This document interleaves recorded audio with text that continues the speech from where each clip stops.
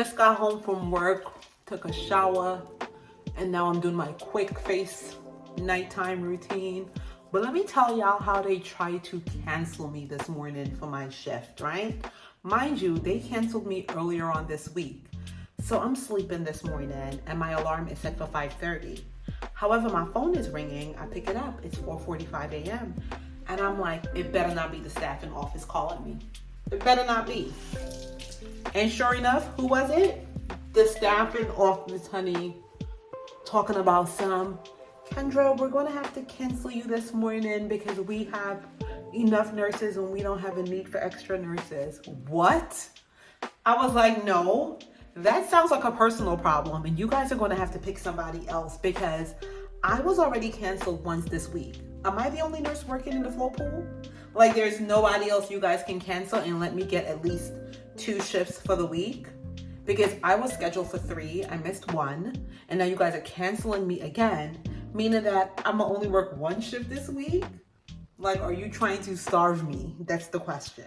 Anyway, they was like, no, we don't need you. So got off the call, text a few people like, what's really good? What's really going on? Because something's not adding up. The math is not mathing.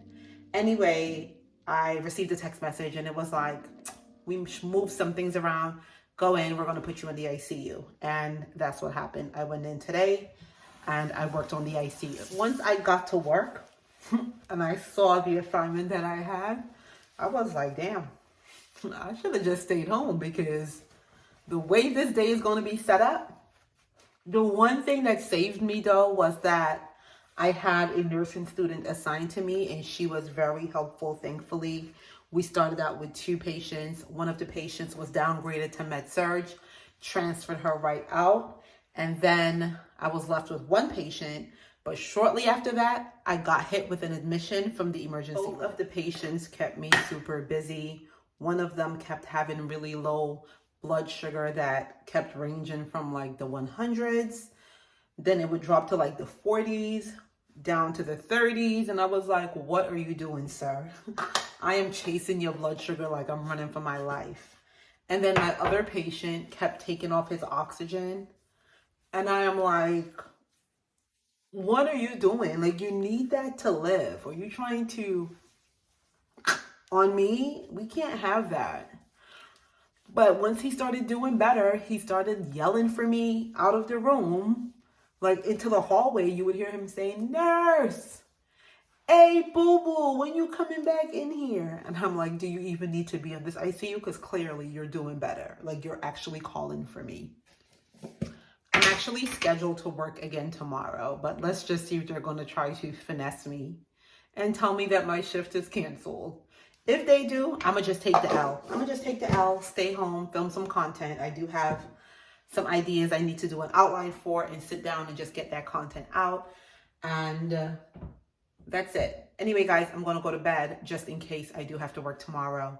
Catch up with you guys later. Happy Saturday. Just pulled up on the streets in front of the hospital and I'm about to head in. They did not cancel me.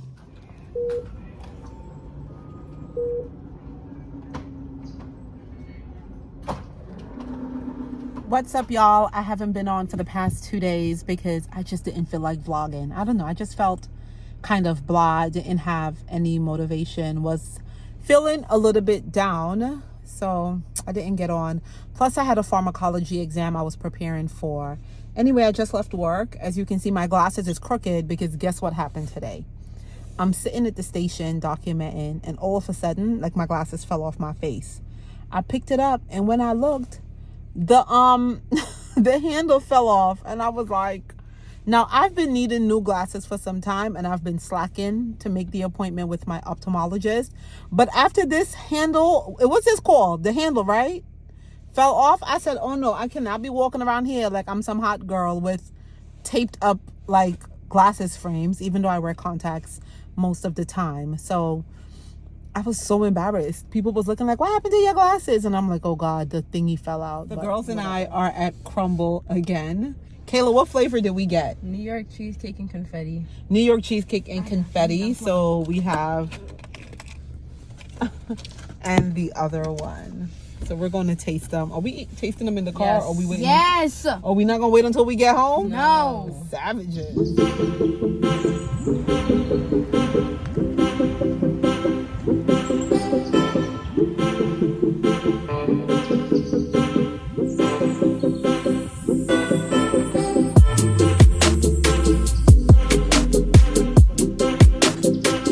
That's done. I can barely see because she dilated my pupils and it is super bright outside. I forgot she had given me a pair of these, I guess, sunglasses thingy. It sits right over my eyes. It's on my face. So that way I can drive because I couldn't see a thing walking out. I just spent a ton of money on glasses and contacts. I can't believe it. Like over $800. Under $9, so like 8 something I just spent on glasses and contacts. And I'm sitting here like, I'm gonna have to pick up an extra shift for that because I was not planning on spending that much. Good morning. It is Wednesday. It is almost 8:30 a.m. I have a job interview that's virtual. It's for a PRN job at a local hospital here in Baltimore. And the reason for that is because my current job, which I'm PRN, keeps trying to cancel me. I told you guys about that, right? So I'm like, all right, I never put all my eggs in one basket. As a nurse, I always have a plan B, usually a plan C. But for this time, it's just going to be my plan A, which is my regular PRN job, and plan B, a backup PRN job. So the interview process starts at 8:30. It said 8:30 to 9, so I guess I'm just going to jump on the link and see whenever they decide to show up. All right, y'all, I am back. The interview went well. I think I got the job. They called me back and had me fill out an application, and they basically told me that the start date for orientation would be March 6th, which is why I had to hurry up and get the application in. But let's jump into some nurse talk really quickly. A lot of these hospitals are becoming creative.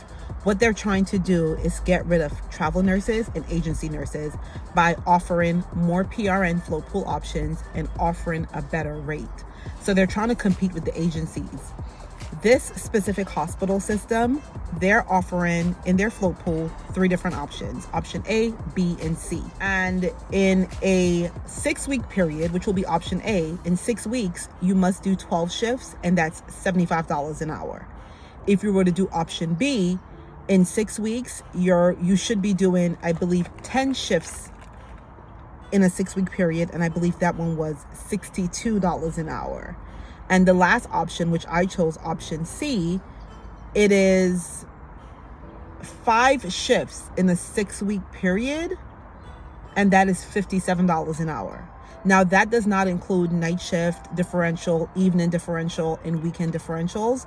So after 3 p.m., this hospital offers an additional, I think, $4.50. And then nighttime, it's like an additional 4 something, and weekends, it's an additional $2.50 on the hourly rate.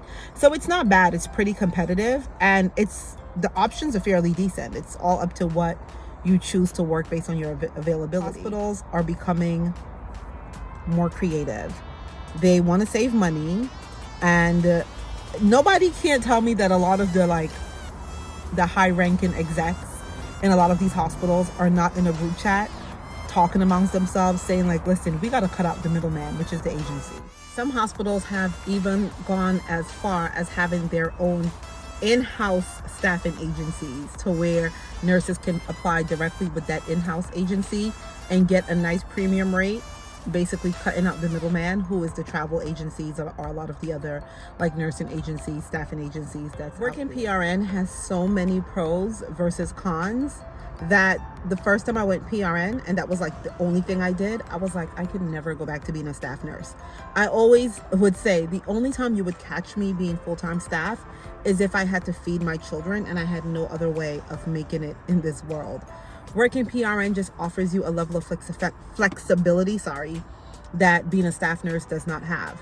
The only thing is, and I've mentioned this in previous videos, is that being a PRN nurse, working as needed, you do not acquire PTO, vacation, sick time. You're not privy to a lot of the benefits, like health benefits, vision, dental. You don't get that. And a lot of the other perks, like tuition reimbursement and things like that, that staff nurses are privy to. So whenever, like, as a PRN nurse or even as an agency nurse, that is one thing that I have to explain all the time to staff nurses, because they'll make comments like, oh, well, you make more money, or your agency, so that's the reason why we give you the toughest assignment, or you're only here twice a week as PRN, so you get the hardest assignment. And it's like, sure, whatever, I have the flexibility, and yes, I make a little bit more money than you, but I don't have a lot of the benefits and the perks that you have as a full-time staff. Like going to school, I can't take advantage of tuition reimbursement. I have to figure out how to pay for my benefits, and I also have to figure out how to invest. So those are just some of the downside of being a PRN nurse. But the flexibility in being able to make your own schedule and not really having to adhere to somebody making your schedule and moving your days around, like, that is priceless. And I think that is what a lot of hospital execs, I don't think they understand that. And even nurses themselves don't really understand that. Oftentimes we think it's about the money. Oh, if you pay us more, we'll be happier. Pay us more, pay us more, pay us more, right?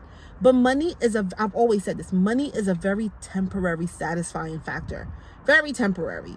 To me, being able to control my time is the most important thing, because time waits for no man, and having control over that, it's the best thing ever for me. I'm going to close this vlog out here, y'all. Thank you all for watching. Hello to my new subscribers. Thank you guys for signing on. I really do feel the love, appreciate the support, specifically how you guys showed up and showed out on that video where I talked about my entire thyroidectomy process. Thank you all so much. I'll see you guys in another vlog or in another sit down video.